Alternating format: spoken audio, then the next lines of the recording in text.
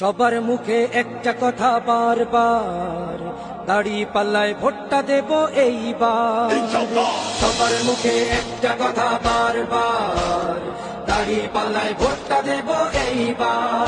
সম্মানিত মেহেরপুর ২ গাংনী আসনের সকল ভোটার ভাই বোন বন্ধুরা, আসসালামু আলাইকুম এবং অন্যান্য জাতির প্রতি শুভেচ্ছা।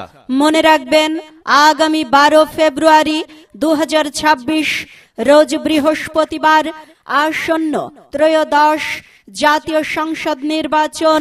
এই নির্বাচনে চাঁদাবাজ, টেন্ডারবাজ মুক্ত, ন্যায় ও ইনসাফ ভিত্তিক বাংলাদেশ গড়ার লক্ষ্যে বাংলাদেশ জামাত ইসলামী মনোনীত এবং ১০ দলীয় জোট সমর্থিত